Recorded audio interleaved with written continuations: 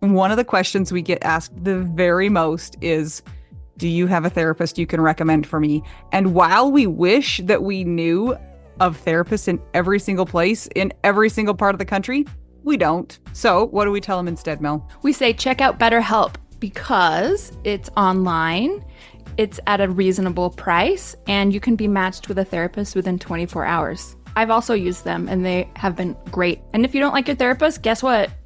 Click, click, and get a new one. Absolutely. It's so hard when you have an in-person therapist, if you're not clicking with them, to cut them off and get a new one. So that's not an issue with BetterHelp. So we always tell people to try BetterHelp. And if you use our promo code, which is trybetterhelp.com/WWDN, you get 10% off your first month. Go ahead and try it out. That's trybetterhelp.com/WWDN. And you know what? I'm a big fan of doing therapy where you don't have to wear pants, but nobody knows about it. Are you wearing pants right now, Mel? I'll see you later. Bye. That's trybetterhelp.com/WWDN.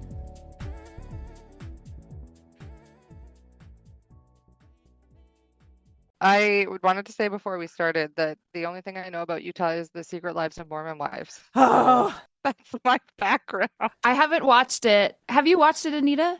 I've seen little clips of it, and it's like, Aren't they swingers? One of them, yeah. Mhm. it's so cringy. And It's I want to crazy. say it's like not representative, except for there are people Except for like it is. that, but also like most people are just more normal than that. That's So good because they're very crazy. all of them, I'm just like, you Psychotic. guys just need therapy. Like all of y'all just need to go get 100%. some help. I think I Yeah. watched part of like the first episode and I was like, I can't. This is too crazy. And I'm Yeah. also surrounded by weird people in Utah anyway.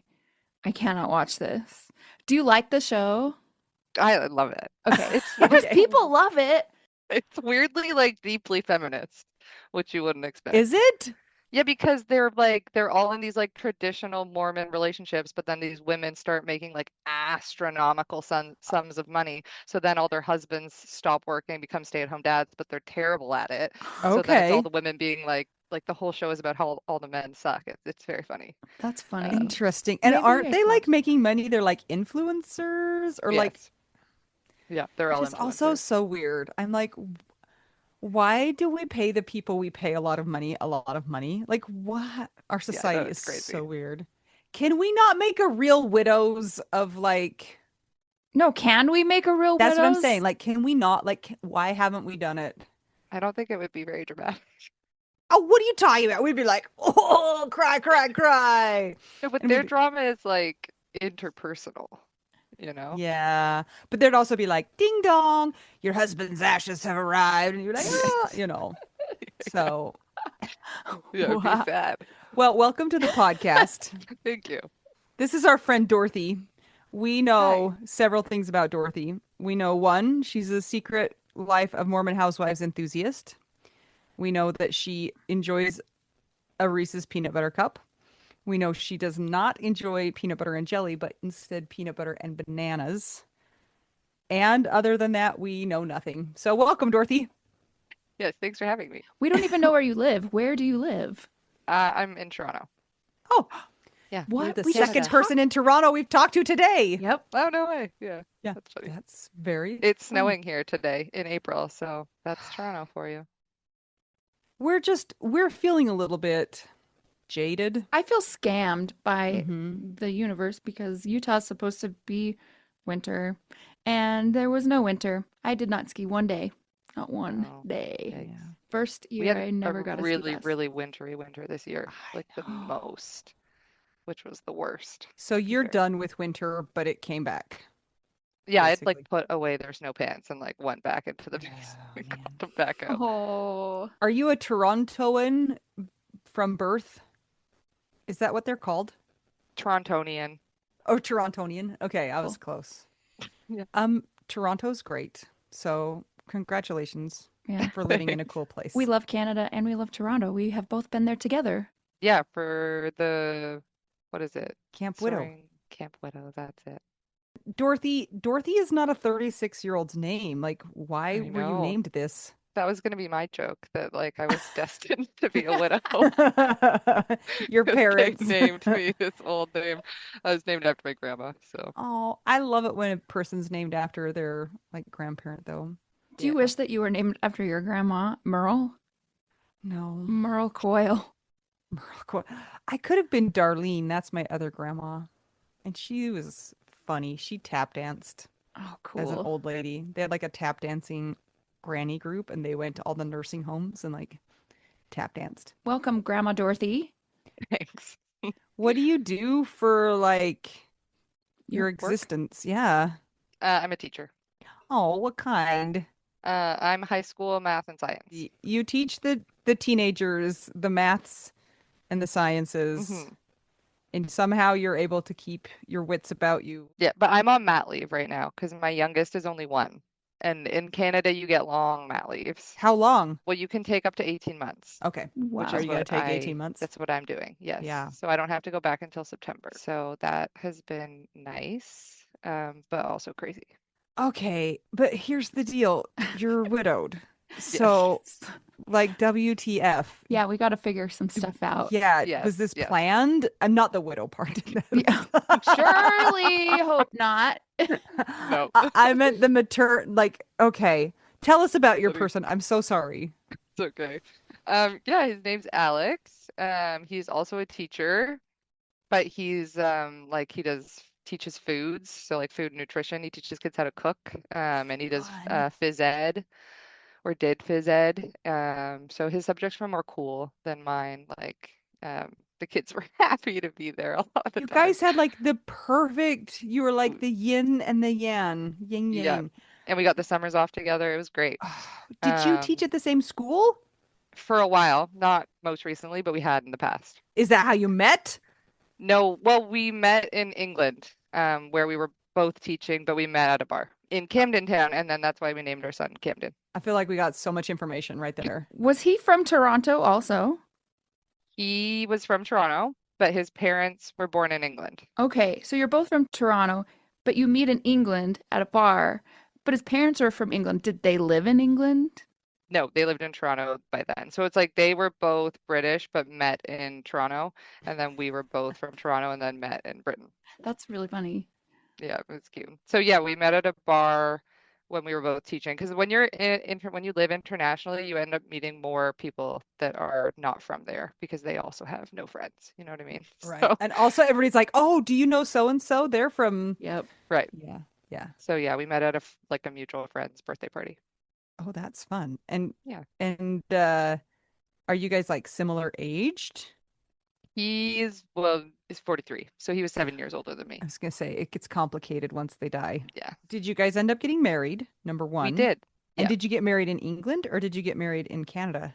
we got married in Canada at a winery. So we came back home and then we went to Australia for a year. And then we came back from there. Yeah, we also like traveled the world. Yeah, so that was How cool. long ago did you guys meet? We met in 2013. Okay. So like 12 and a half years. And then when did you get married? 2017. So Okay. 4 years later. Okay. Yeah. But there was lots of traveling and fun stuff in there. There was tons. We actually, when we moved to Australia, it was our 1 year anniversary. Like the day on when you go to Australia, you miss a day on the flight, right? Like you Right. like lose Yeah. an entire day. So the day we were losing was our anniversary. And Alex didn't notice because like I booked the flights and he doesn't really think about stuff like that. So then on the flight, I had like a card because it was our anniversary. And he was like, I've got nothing. I was Yeah. like, that's But that was okay. actually Oh, perfect because the day like poof It was didn't gone. exist. the Yeah, day deleted. It doesn't exist. Sorry. exactly. So it was kind of cool. So maybe only 11 years if that day doesn't count. Then you get it back when you come back though, somehow, Yes, you do. sort of. Yeah, it's Do you weird. know this is so specific and highly not important, but when we went to Australia, I was so mad because my Duolingo streak didn't understand that I had done it every day, but I had crossed the international date line. It made me use a streak freeze, and I was like, surely you understand people go to Australia. Duolingo. Anita, you've got to use VPNs. I don't know. I don't know if that would have worked, Mel. It would if you have your VPN set to, Like I'd have to use it the whole time though, right? yeah, I It's like how guess. Canadians get US Netflix. Yeah. That's what I know mainly about It's the how series. also I watched Schitt's Creek when it came out in Canada before it came Yeah, out in the US. Yeah. Schitt's Yeah. Creek's the best. The best. Okay. So you've been lots of places. You got married to Yeah. this Alex fella. He Hmm. was teaching the foods. You were teaching the science. Yep. What take it from there. Yeah, so we had a bunch of babies. Tell us more. We have a 5-year-old that's almost 6, and then my daughter's 3, but she turns 4 in like a couple days, and then we have a 1-year-old, but he was 9 months when Alex died. Yeah, we were both teaching, and then I went off on mat leave and back, and then off on mat leave again, and then back. It sounds like this is fairly recent. So what happened to him? Was he okay? I mean, was he healthy and then he just died, or did something else happen? Yeah, so Alex has lupus, but usually lupus is kind of like rheumatoid arthritis, like it doesn't kill you often. So it's kind of just in the background, but it's very uncommon in men, and when men have it, it's often much more severe than women. So he had had a flare once in the past when we were together, like he'd had them before we'd met. But that was when we changed medications actually to try and get pregnant because the meds he was on, he couldn't have babies on. So we changed meds and that caused a flare, but that kind of made sense because there was like a reasoning behind it. And then he had a flare that started the very last week of August, 2025. So yeah, not that long ago. But it was like overnight and there was not really any reason for it. We didn't know that it was a flare at first. We thought he had appendicitis. So we just like sent him to the local hospital, which in hindsight, there's like, we live in Toronto, there's a lot of really good hospitals. We didn't send him to the best one. And we should have sent him to like the lupus specific one. For those that aren't familiar with lupus, what are the symptoms like? So what was he dealing with?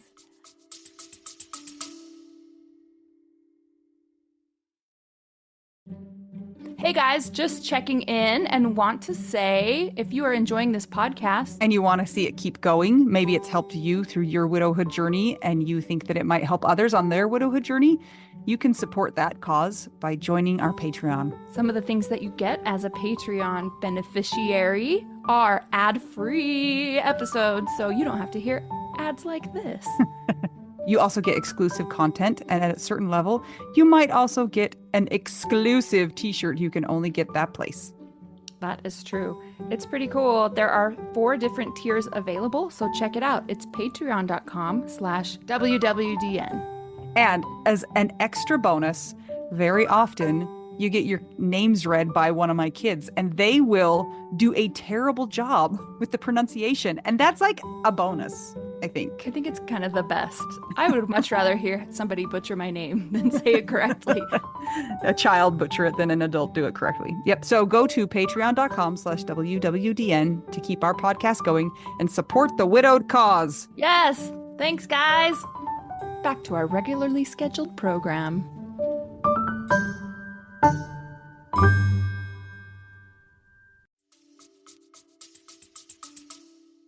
Yeah, so it's autoimmune. So like a lot of joint pain, like low level symptoms. Like if you have it well managed, you're usually on in like an immune suppressant. So he had stuff from his first flare where he had like nerve damage. So he was actually dealing with like chronic pain in his leg because he had nerve damage in his leg. So that really sucked. But a lot of people, it's like achy joints, things like that. And then a flare can get really serious really fast, but it's like autoimmune conditions are crazy. So like a lot of people have kidney issues. He had 0, but he had like blood. Like his like blood would start attacking his nerves or yeah, stuff like or the other way around. I don't know. That's He had blood horrible. clotting issues and stuff like that. That's familiar to me. That's my sister had an autoimmune disease, and like the flares would just take her out. And then it was also so hard to explain like Yes, what it's was very wrong. You're like, complex. something is not working right, and it makes her very miserable. Yeah. That's all, you know. So it started just as like a headache and a flu-like symptom, so like a fever, and then he had like a really bad pain, that's why we thought appendicitis, which is like those can be the same symptoms. So then they checked him for appendicitis, but he didn't have that. And he did end up having like I don't know something. They thought he had like a testicular infection because he'd had a vasectomy after our last baby, but that was in April now, so like a year ago. So it was a long time before he got sick. But I think it might have been that. I mean, we'll never know really what caused it, to be fair. But then it just got really bad really fast. So it was like within a week, he had what's called like a lung hemorrhage. So that was really bad. And then they put him in a medically induced coma. So by then I had gotten him transferred to the good hospital, but it took like a lot of pushing. And in hindsight, I'm like, I should just like walked him out of that bad hospital the first time, So like hard though, taken him because like myself.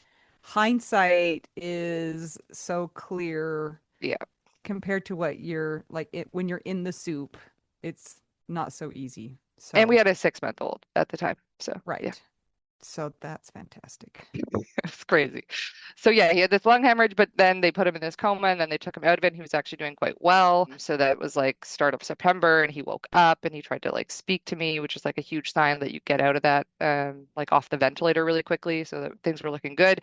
And then he had this like extremely rare brain complication that they weren't expecting. So usually this happens when you have a aneurysm, which he did not have, but they think he might have had like blood in his spine, like because of the lupus, because it was attacking all of his blood vessels. And then it caused, they think it maybe traveled to his brainstem, and that caused what's like pretty much like a narrowing of the blood vessels in his brain, which then caused like 10 strokes all at once. So that was like start of September. So then he was like unconscious, but not medically induced, but because of all these strokes.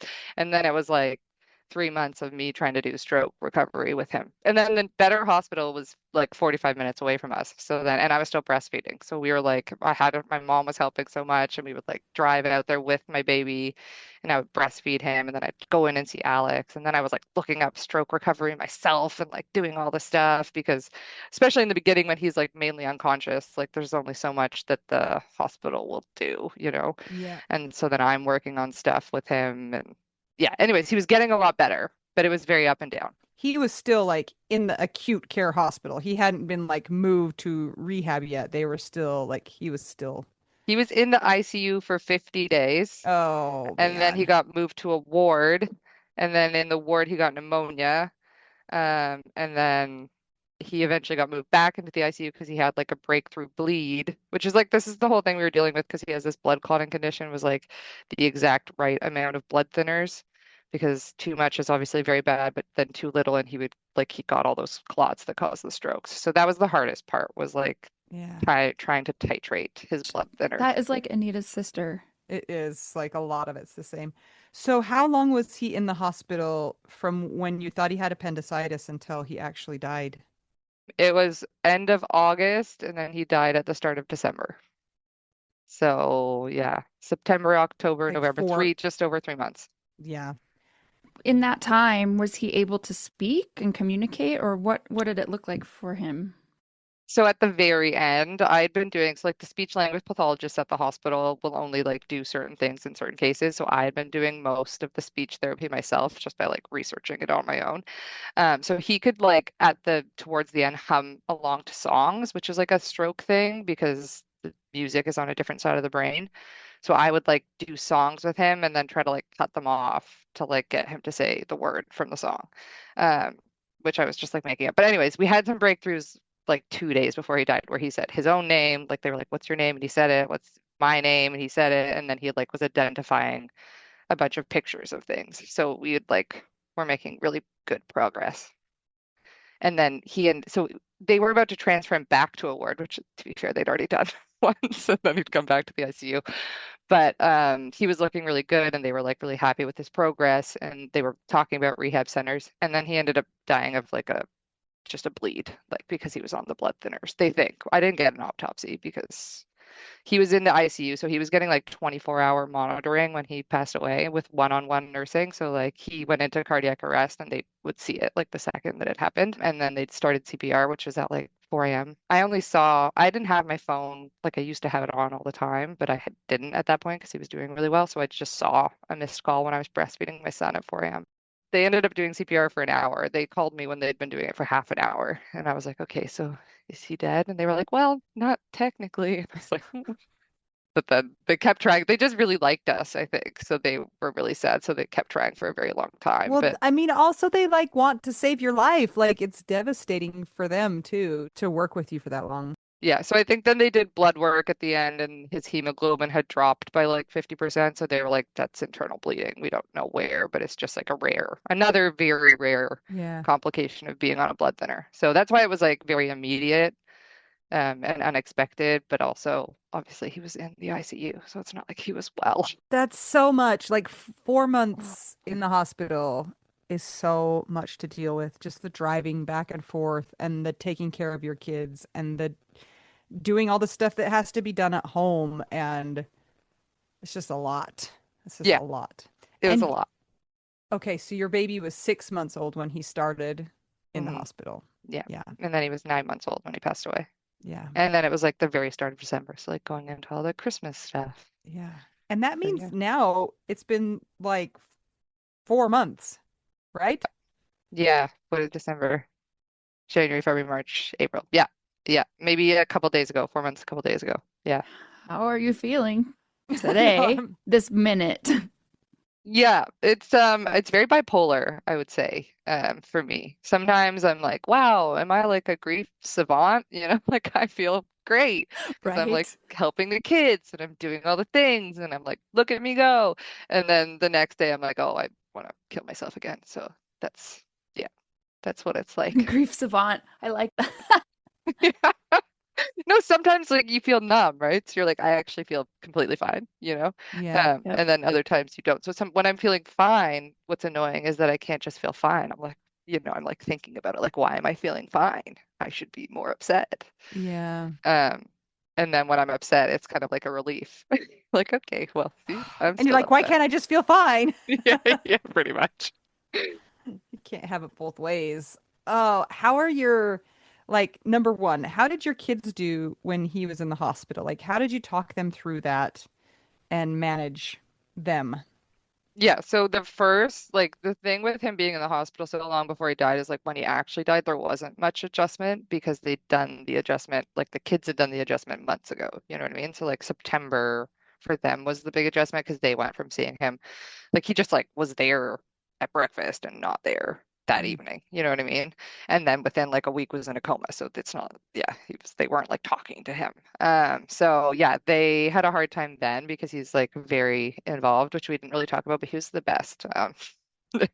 Yeah, just he'd like cook to them every meal. He would get up in the morning and let me sleep in. I'd like come down and he'd have like coffee and breakfast. He like did 50% of the cleaning. Like just I had at his funeral, I had one of his friends come up to me and be like, after hearing about Alex, want to be a better dad.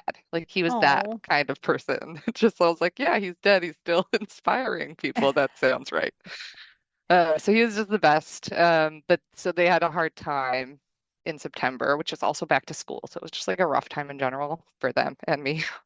But when he passed away, my son especially was super sad, but it was like not as long of an adjustment because they were already used to not seeing him at that point and used to like having people over.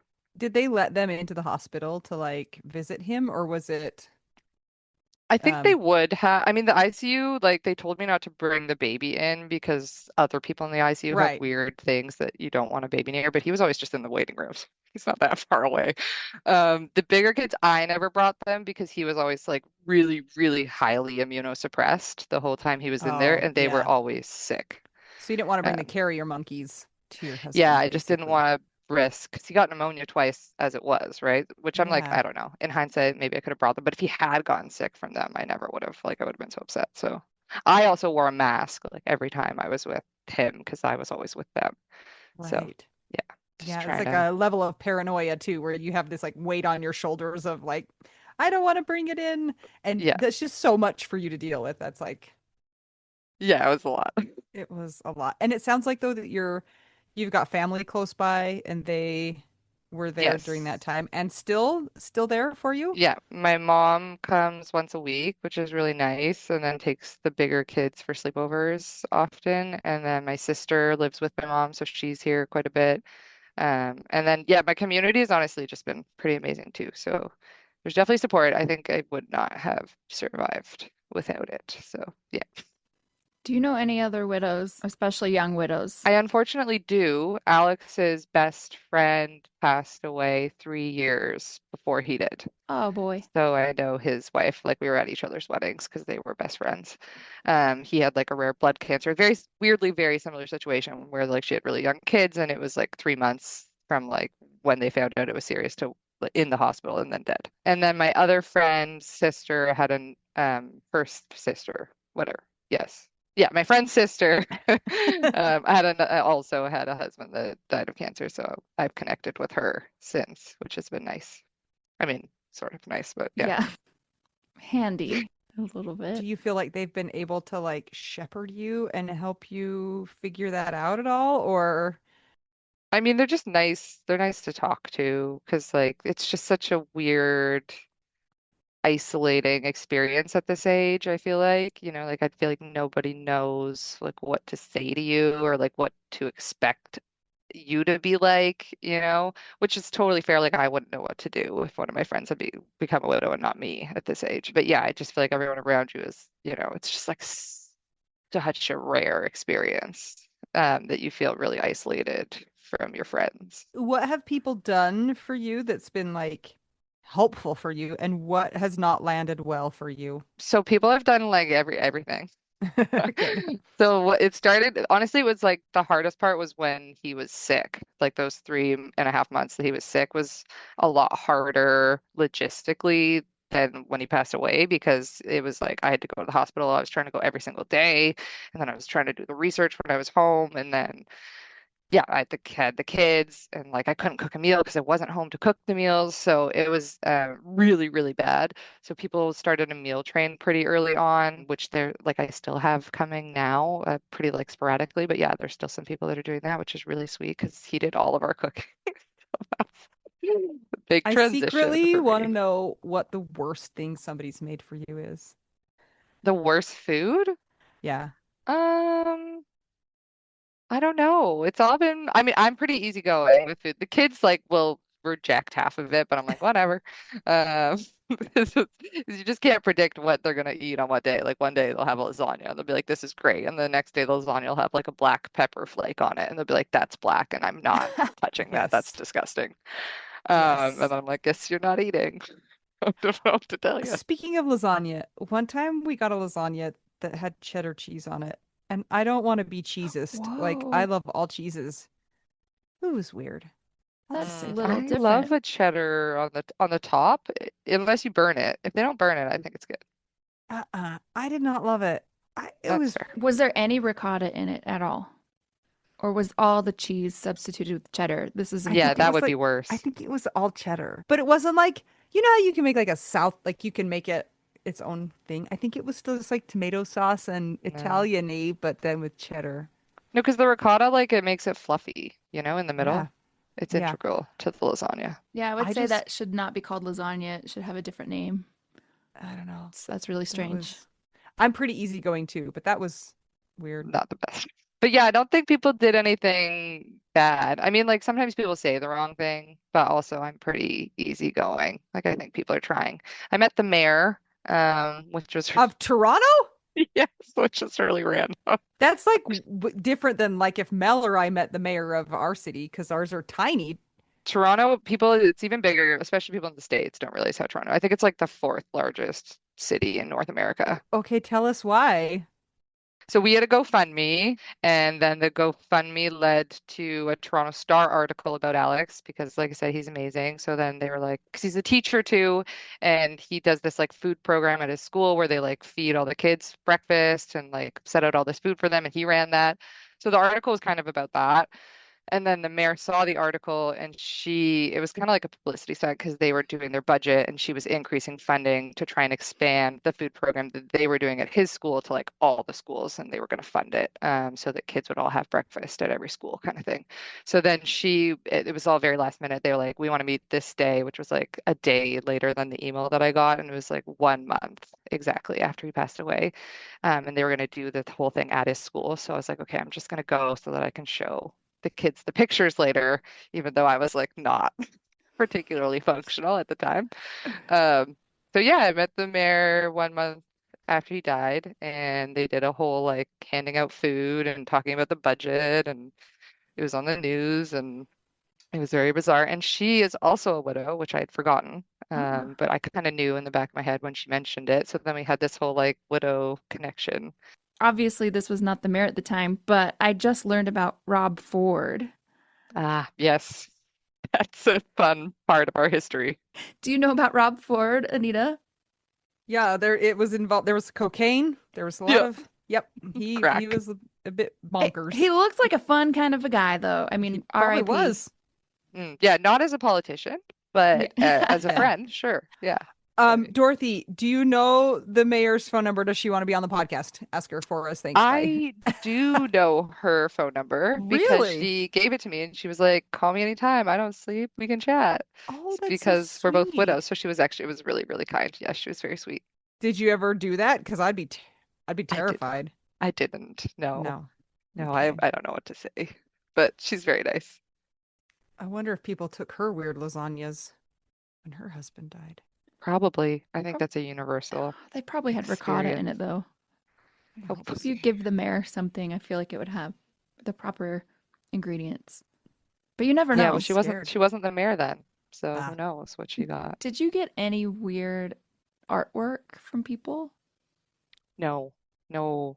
I got flowers, and not even many, but I just don't think that you should give widows flowers. It's just like another thing to die, you know?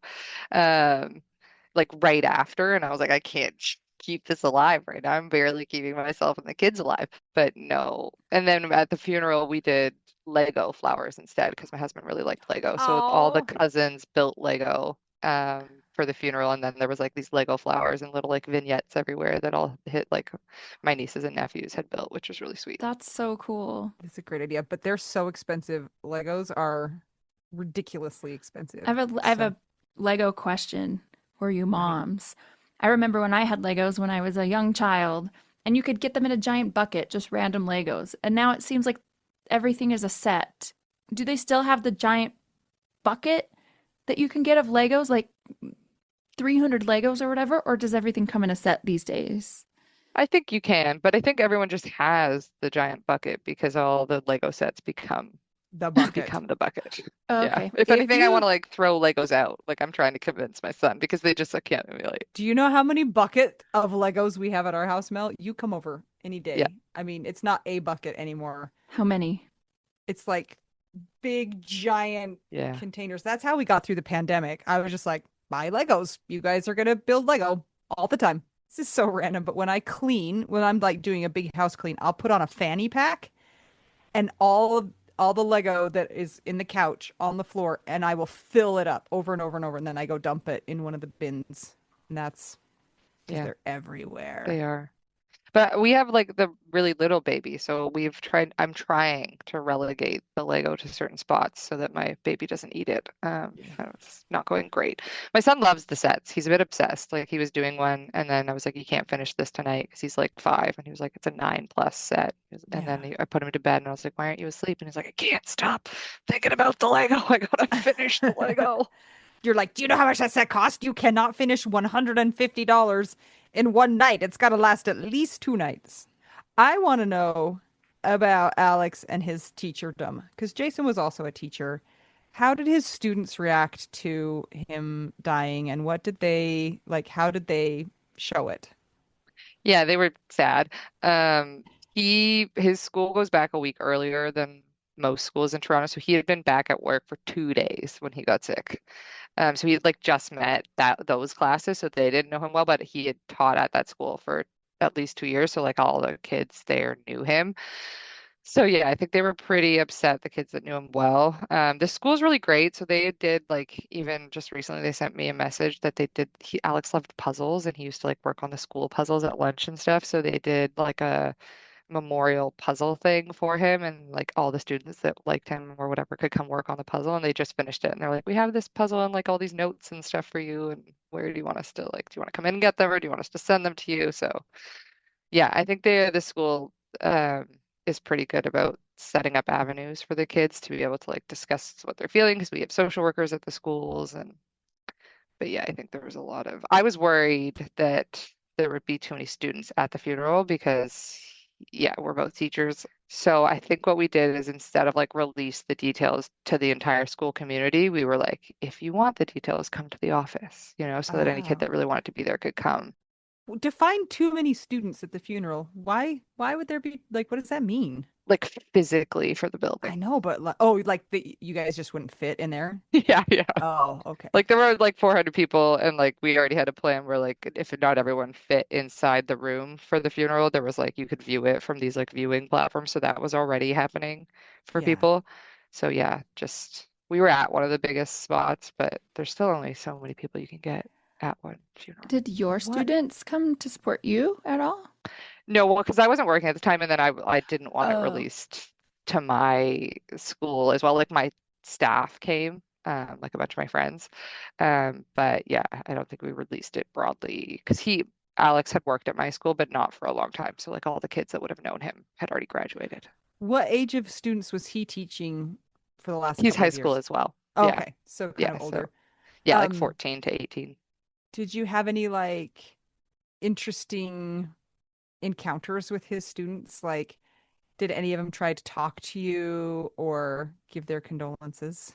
No, but I also hid, not from Okay. the students, but in general after the like ceremony for like an hour. Like I went and breastfed my son and Yeah. then just like took a little break because I didn't want to do the whole speaking All of because we had this. already had a visitation the night before where you just kind of chat with Yeah. everyone.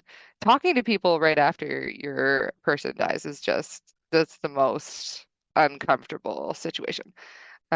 There was like a long time where I was just like, I could see strangers. That would be great. Like a room full of strangers, dream. Yeah. And I can see like my close friends and family. That's fine. But I do not want to see acquaintances. Like Like the middle distance it's people, you're like, just no, so thank you. awkward to see acquaintances that know, because then everyone around me knew because of the GoFundMe that he had passed away like in an instant.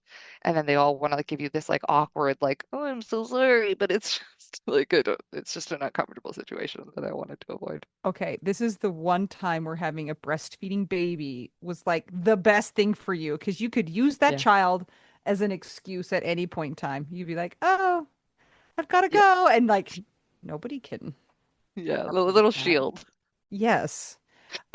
So that I was had good. many encounters where Jason's students like wanted to come talk to me and like I got hugs from some of them and he Aw. teaches like junior high, so a little bit younger, and they were all so awkward and I was just like I was so proud of them though, because like you could tell that they wanted to do it, but they also were scared to do it, but then they did it, and it made me. It was really sweet. And just a few weeks ago, I was painting downstairs and I was pulling stuff out of a bookshelf, and I was like, "What is this?" And I opened it up, and it was like a three-ring binder full of notes that they had written to him that I had totally forgotten about.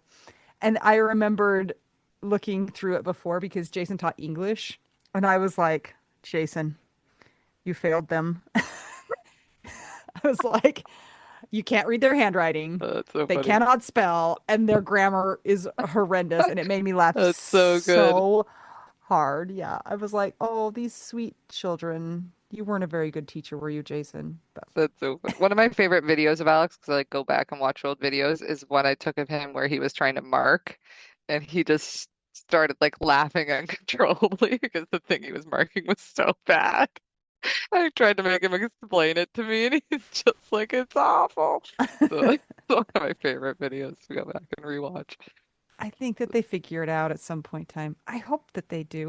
Like his students are now adults, a lot of them. And so I've had a few people like come up to me and be like, "Are you Mr. Coyle's wife?" And I'm like, "Yeah." And they're like, "Mr. Coyle was my teacher and I loved him." And I'm like, "You're an adult." Like it's very weird, but it's very sweet when people do that and I really like it.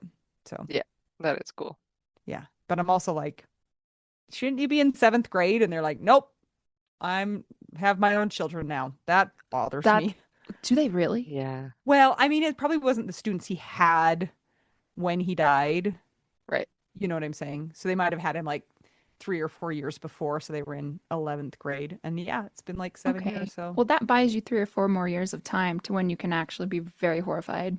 it's still I'm that's when you know you're like an old person when you're like these kids, they're this doctor is too young to be a Yes. These whippersnappers, get off my Yeah. lawn. Yeah, Hoodlums. Alex, one of Alex's best doctors, she was very young. And I was like, wow, you're like a firecracker. She was great. I have a question about Canada plus healthcare. Hmm. Rheumatologists, Yes, they don't exist. they do. They're like very hard to get into. What Ah, was he? okay. What, I mean, there's just not enough of them, I guess I should say. Right. Like, and when, like, how long did it take for him to be able to see a doctor?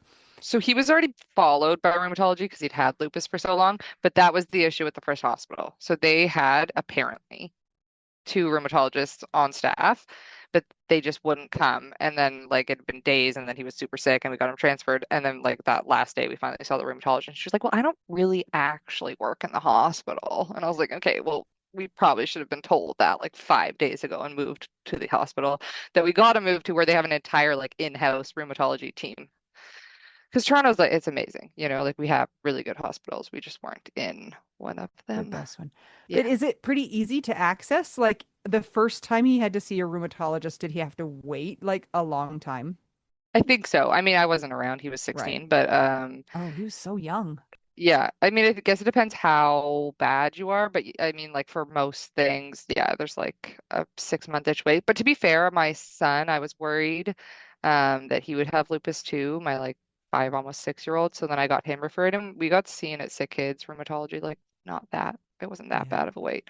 My sister's in the States, so we talk a lot about Canada, US healthcare, because I think there's this like huge belief that our wait times are like so much longer. Our wait times are that long. That's what she says. That's how long it takes for people here. Us, like for a specialty like that. When my sister needed to get into one of those, the only way she got in was by knowing somebody who made a phone call, who made a phone call, who made a phone call.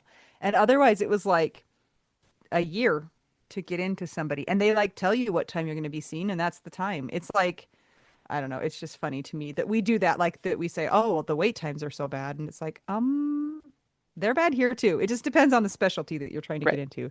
So like they're Neurology, not amazing. It's not rheumatology. like you get in the next day. You do wait. But I think if you're really sick, the difference is you can just go to the hospital. I mean, this hospital, healthcare is underfunded in Canada too, currently. Yeah. But like he was in the ICU for 50 days and then in the ward and then back in the ICU. Like there's no way, like I wowould have lost my house, if we lived in the States. Yeah. That was actually my first thought when you said ICU for 50 days. I was like, oh, that's so expensive, but not for Canadians. No. Yeah, I had to pay for the ambulance. They sent me a bill when he died, which was funny, and it was like $90 for Oh, two come ambulance transfers. on. Yeah, that's it. That's a joy to pay. Just That's a kidding. joy. Yeah. Is it a joy though when they ended up dying? No, Yeah. that's the part that's not cool. I tried to Yeah. get it covered by my insurance because, why not? But yeah. And they Didn't said you have no. to pay the ambulance, Anita, or did you refuse? I I did forgot. have to pay the ambulance. Yeah, I had to Yeah. pay our copay, and Was it it like was made me so mad because they drove him less than a mile, and I was like, and you didn't save him, so bad job, you guys. if But you didn't if it didn't go toward your deductible, how much would it have been? Like $25,000? I have no idea. I can't Jeez. remember. I'm gonna look it up and see what average cost is. It's Yeah, it's expensive. 45 per ambulance transfer in Oh, it's like a Canada flat or in, fee? in Ontario. Yeah. Guys, it's like Gosh. you could use it as an Uber. Yeah. It's pretty much a It's- fancy Uber. I paid the same amount for an Uber yesterday. Yeah. And they didn't even take your blood pressure in the Yeah. Uber. Anyhow. True. Okay, okay. So you mentioned that you feel a little bit bipolar. Do Yes. you feel sometimes like you're actually losing your mind? Do you feel like you're a crazy person? Yeah. No, regularly because sometimes I feel so sad and then the next day I don't feel sad at all. I have a therapist, so that's helping. I actually got my therapist also like 2 days before Alex passed away. So at the time I'd like gone through my sister had gone through all this work to like find me a therapist that was like specific to critical care because yeah, that's just like such an intense time. Like when he's in the ICU and I'm going back and forth and like every couple days I'm like, is he dying? No, he's not. And I've got the three young kids. It was wild. And I was like, I needed someone specifically that knows what that's like. So then we had this appointment and we talked about how it'd been such like a roller coaster of him doing poorly and then him doing well. And then like how he was really looking like things were going really well. And then 2 days later, my sister had sent her email like, turns out he died. And she was like, well, that's great because she worked for like a grief company anyways. That's She didn't say great. that's great, but she's like, that's fine. I do grief. That's not a problem. It's not going to be a problem. So, yes, I do feel crazy most of the time. But I think also, I don't know, I've thought a lot about why I'm not like, just as like, like I'm pretty functional in my grief right now. Like I can do all the things. Like I had to be alone with my kids within like 2 weeks of him dying, like before we even got to the funeral. And I remember the first day that happened, I like called my mom and I was like, why have you all left me? I can't do this. I'm on the floor like, crying. And she came over and then they were like, we've got to call CAMH, which is like the Center for Mental Health in Toronto. They were like, this is a stage 5 emergency. And I was like, I think I'm just sad.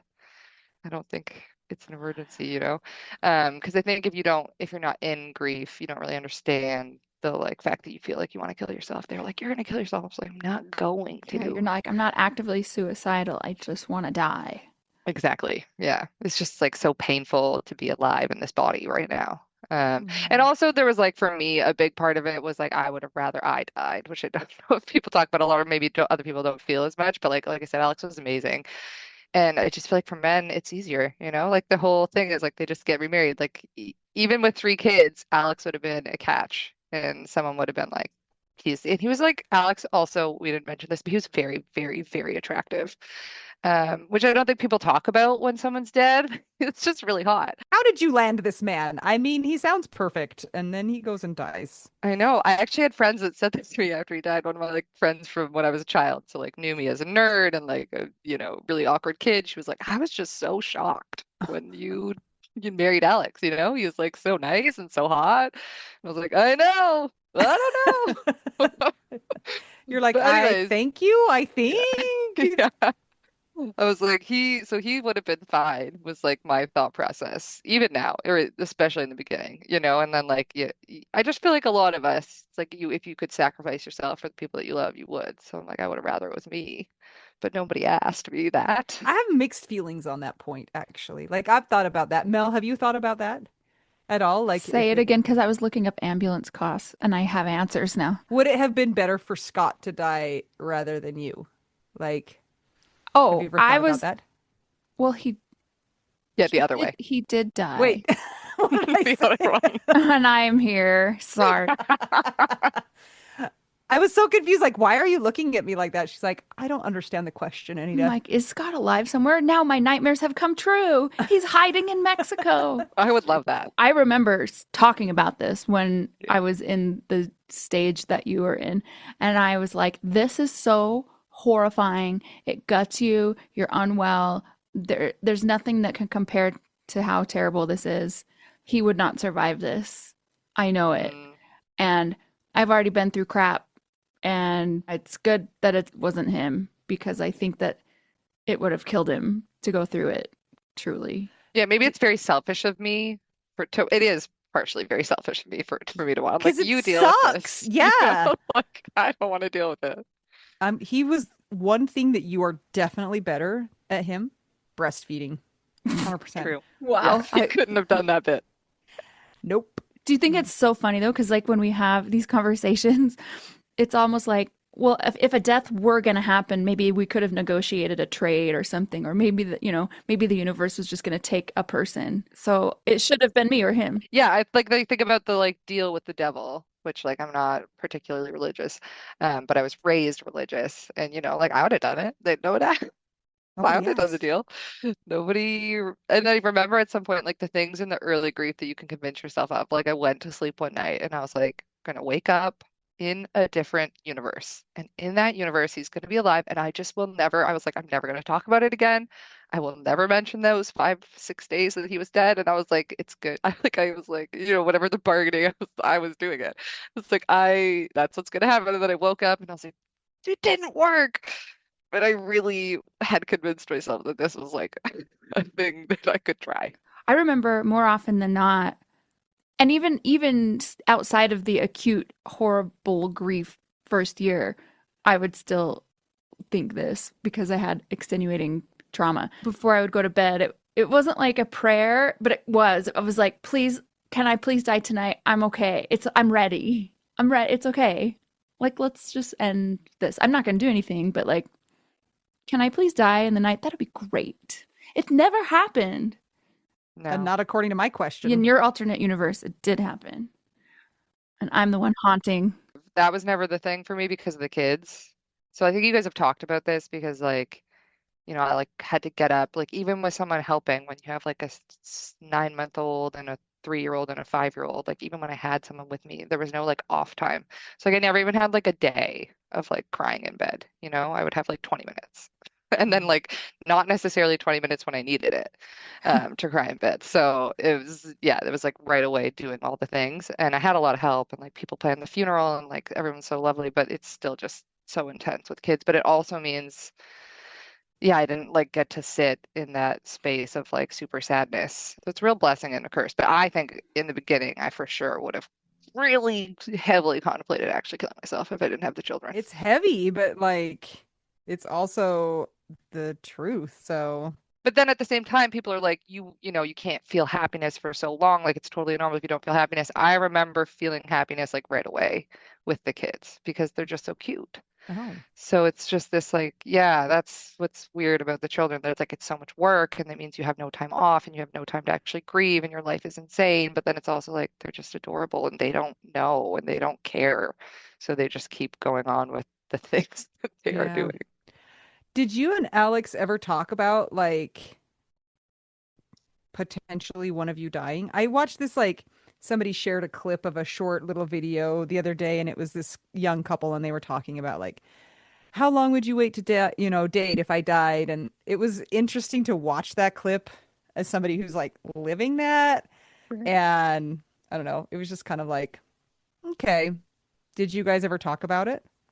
I did because I'm like a weirdly morbid person. When I was a little kid, I used to just pick, and like I was raised religious, so I used to just pick someone in my family that was gonna to pretend to die and just like picture what their funeral would be like and how sad I would be. They're a 4 out of 10 sadness on the Dorothy sadness scale. I usually picked my dad. He was my 10 out of 10 sad. Same. So I would talk to Alex about it and I would always say to him, like, you should definitely, well, because like I said, because he was like so nice. I was like, you can't deprive the world of you. You're so amazing. You have to go out there and find somebody else. Like, you really have to date again. I wouldn't want you to just like sit here sad. And he would mainly just say, like, why are you so morbid? I don't want to talk about this. So Mhm. that was our conversations as far as they went. So he did not also picture people's funerals. No, I think that's a me I don't think anybody specific else hobby. does that either. Yeah. It was like the Lord's Prayer, when it Hmm. was like, if I should die before I wake, it would just get me in this zone of like, someone's gonna die. And so then I'd be like, what if this person dies? And I'm gonna be so sad. And what's it gonna be like? Have you pictured your own funeral? What's your own funeral going to be like? Less. I picture it less. I think about maybe the songs sometimes that I would have. But my sister's a therapist also, which we didn't even get into. My sister's a grief therapist and she works with teens. So like a little bit older than my kids, but she was like the person I messaged right away to be like, what do I do with the kids? What do I say? Whatever. And she always says funerals aren't for the dead, they're for the living. So you shouldn't request anything because you're just going to make it more stressful for the people that are still alive. You should let the people that are alive do whatever they want, because it's not really Interesting. about you, it's about them. Okay, but Uh, then people fight about it. So can't you like make some requests so people just don't have to argue about it? Personally, I like the ones where people wear like bright colors and, like, yeah, I'm really into like clubbing, like EDM. She wants some. Like I wouldn't mind if like we did a shot of whiskey at Alex's. Yeah, I'm more of the celebration vibe. But then it's like if people don't want to celebrate because they're so sad, then you don't want to make them. Hmm. Like making someone wear yellow is just as prescriptive as making them wear black is. Especially if yellow makes you look pale. Mel has requested what at your funeral, Mel?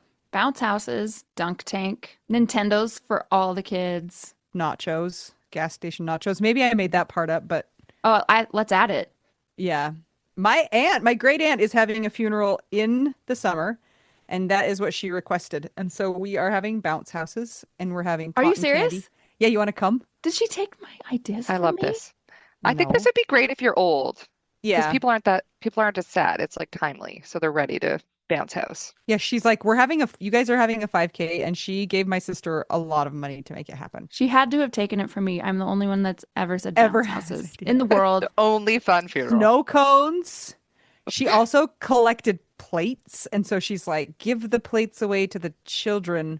Mm.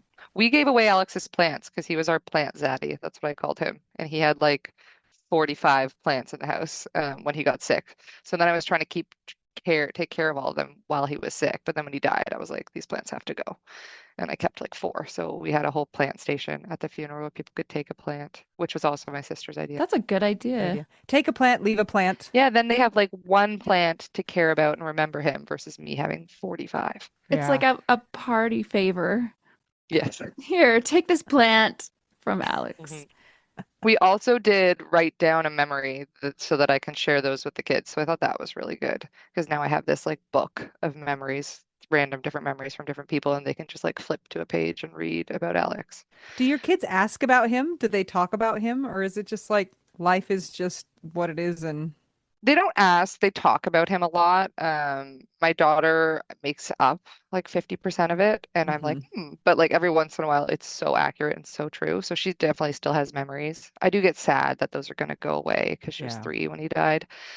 My son, yeah, he has actual real memories of him, but then I'm also like, he might lose them. How old is your son? He's Remember me? 5. Yeah, my one who was 5, most of his memories now are made up.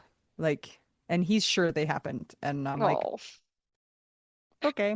yeah, I just say like, yeah, that's cool. And She'd I be like, think Daddy and I went here and we did this, and I'm like, that's awesome. that's so great.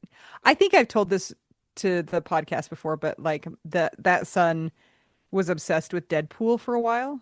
And like he would tell his teacher that it was his dad's favorite movie and that's why he loved it. And I was like, to be clear, no. And also he has not seen that movie. Just like it's not appropriate for a No, for his age. kindergartner. But yeah, but he's like, my That's dad loves funny. Deadpool. I'm like, okay.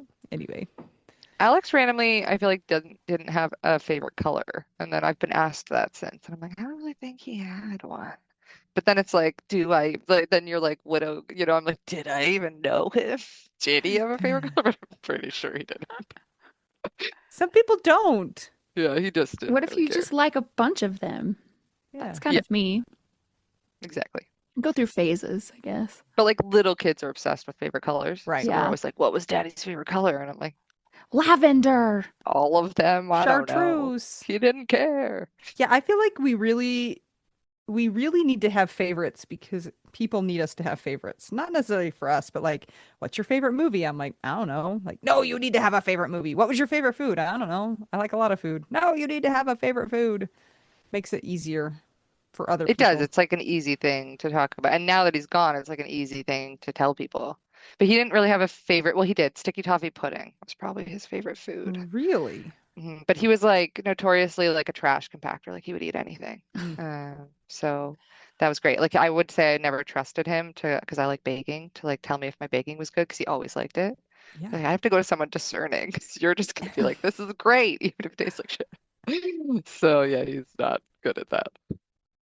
I feel like he should have been, if he was a foods instructor, he should have been like, it's overbaked, but no.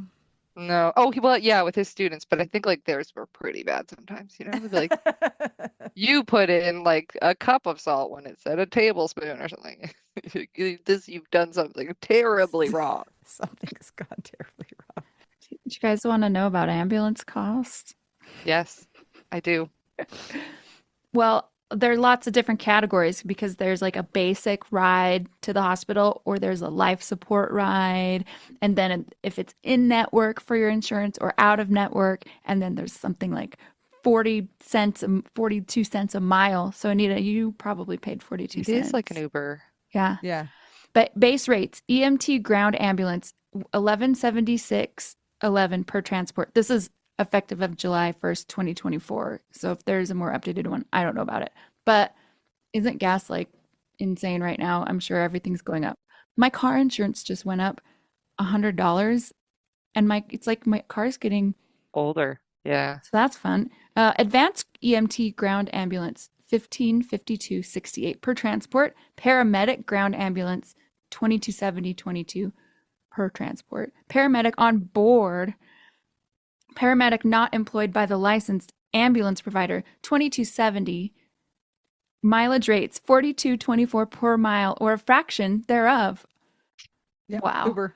Oh, wait, fuel fluctuation. Look at this. Oh Oh. God, Fuel no. fluctuation rate changes may be granted when diesel fuel exceeds 5.10 per gallon or when gasoline exceeds 4.25 per gallon as invoiced. A surcharge of 25 cents per mile traveled may be assessed. An off-road rate may be charged when an ambulance is required to travel for 2 miles or more on unpaved roads. And then they might give you $1.50 extra per mile. And I think it said a helicopter thing was like 77,000. Yeah, that's probably very bad. Did you know, because my friend fell down a flight of stairs while drunk in university and cracked his head open, then was found by people that were taking the stairs as in a parking garage and taken to the nearest hospital. And he was in such bad shape that the nearest hospital could not help him. And he got flown, air flighted to the States to like the best neuro hospital near us in Boston. And all of his care in the United States was covered because he was Canadian and Canadians chose to take him there. So like Really? that's how good our system is. And then they took out a piece of his like skull and like kept it in his hip to let his Yeah. brain Oh, he expand. really did a number on himself if they did that. It was quite bad. Yeah. Yeah. That's like I've had a few patients with their skulls in their tummies. Oh Yeah. gosh. If Hmm. we're in Canada and we have that happen and Canada takes us to Boston, would we get that same price of Canadian healthcare, do you think? That's what your international insurance is like, I guess. Zero. I don't even know what that Yeah. is. Yeah, I mean, I have thought about the fact that maybe they should make a bill for Canadians and then be like, this is what you would have paid if we didn't have healthcare, because I think a lot of people take it for granted and they don't understand how much it's saving them and how amazing it is. And they're like, I'm paying all this money into taxes because we have high taxes, but they're not like realizing that they're not just paying it into like the air, that they're paying teachers and they're paying ambulances and they're paying for doctors. So that if they got a bill and then they were like, jokes, you don't have to pay it, that maybe they would be more appreciative of it. Dorothy, what's keeping you sane right now? It sounds like your kids are helping you to stay sane and keeping you a little insane. Yes, But what both. else is helping you to feel okay? The podcast. Oh, I've done it now, yay! but I started it really early. I think I just typed like widow podcast into Google and it came up first. So there you go. Good. And yeah, I really liked it. So I used to listen every day and now I've gone through them all. So I was sad when it ended. Wow, you've binged. Yeah, well, because I'm home with my baby all day. Yeah. And in the beginning, I found it really jarring to be alone with the kids. So I used to just have like one AirPod in and listening to either the podcast or Harry Potter were like the only two things I could Oh, tolerate at the time. awesome. And I would just have them going in the background. So if one of them started screaming, I'd be like, I'm not really here. Was it the Jim Dale version of Harry Potter? Maybe it's whatever's on. We have a free library app that I use as well. Yeah, So whatever's on there.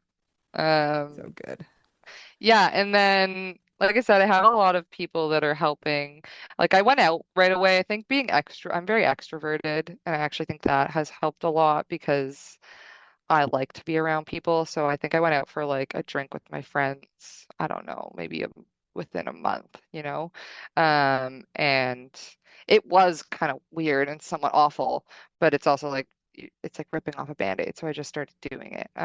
So I still do a lot of the things that I used to do. Like I'll go for walks with my friends that also have babies and I'll go out for drinks. I've like signed up. I've got a bunch of concerts that I'm going to go to in the summer, which is like a nightmare getting childcare, but we'll figure it out.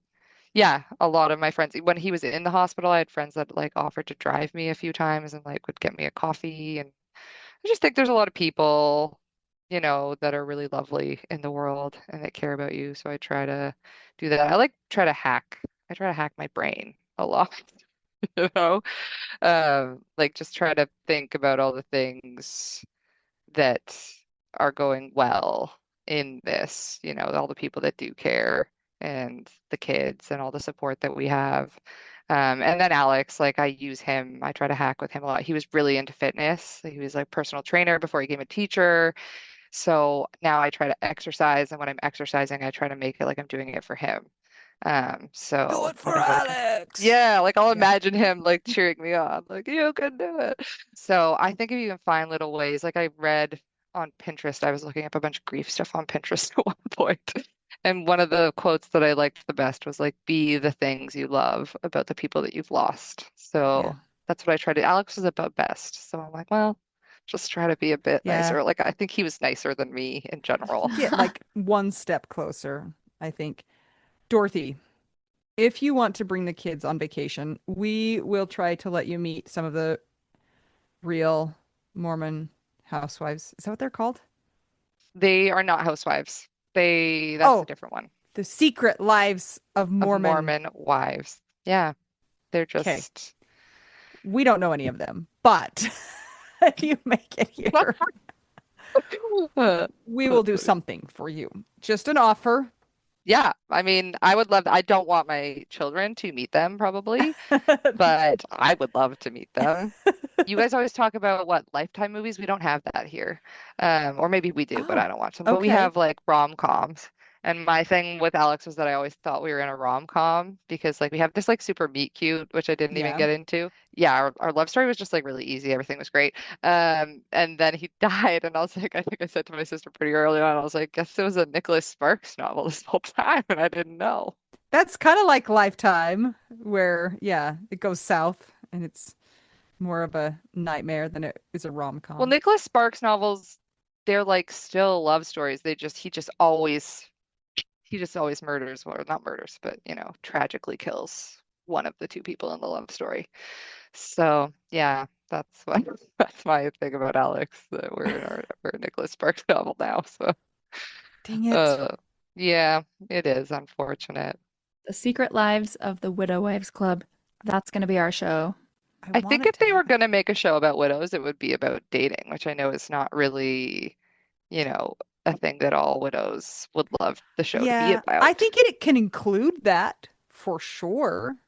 But yeah, there's a lot of other, I don't know. We'll keep workshopping Yeah, it. I'd like to Okay. be it to be multifaceted, but also reality TV is just so whatever Yeah. is Not real. It's not stupid. real. Yeah. Yeah. Yeah, like I don't know how much they'd want to show us like crying on the floor. They'd be like, Hmm. that's not what we want. Or telling the story of the widow that doesn't want to date and that finds herself. It would be too inspirational. Like widows would love that to watch that, but I don't know Yeah. how much of a market share we have, You just Not need you a know? widow channel. We can put it out on our YouTube channel. How about that? Yeah, we could have our own. the WC, which I'm pretty sure The is water WC. closet. So Yeah, that is the water Oh my closet. gosh. yes. Yes. Anita, should I ask the question? I think you should. Dorothy, thank you for being with us today. But before we go, you know this question. What's your favorite cheese? Yes, I do know that you guys are going to ask this, and I'm just going to go cheddar because cheddar is on all the best things, all the best comfort foods, like a grilled cheese, nachos. Lasagna Um, Mhm. well, yeah, you don't want it there, but it's there.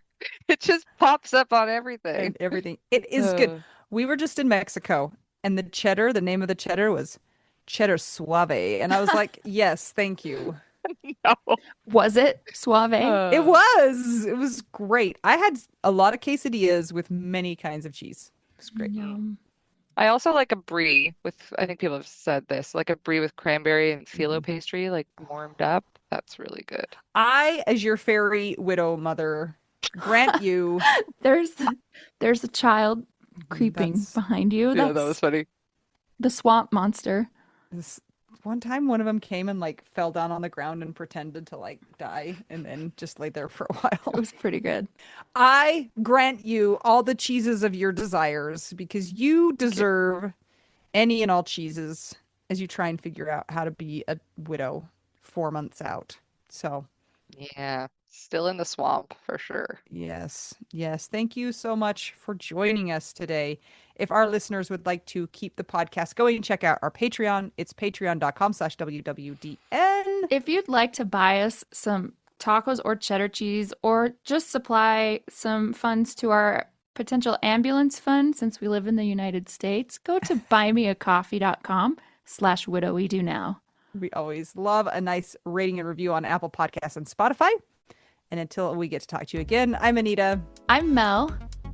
I'm Dorothy. We're just two young widows and one grandma young widow, and we're all just trying to figure out widow We do Now.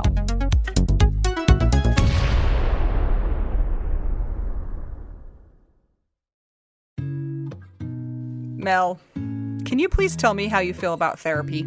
I am so grateful for therapy. I do therapy every single week. Do you think it's a great tool in the widow's toolbox? I sure do. I think it's a great tool in anybody's toolbox. And I am so glad that I have stuck with it, because as time goes on, there are more things that I am able to learn about myself. That goes for anything from healing from the death of my husband, to childhood things, to trying to get outside and be social, or trying to address my own certain personality. So yeah, it's really been helpful for me. We have so many people in the Widow Wives Club who have started using BetterHelp and have amazing reviews. It takes away so many of the barriers to getting great therapy. I know one of the things that's hard for people, and we get this question a lot, it's I need a therapist that does XYZ. Who is a therapist that is going to be widow friendly?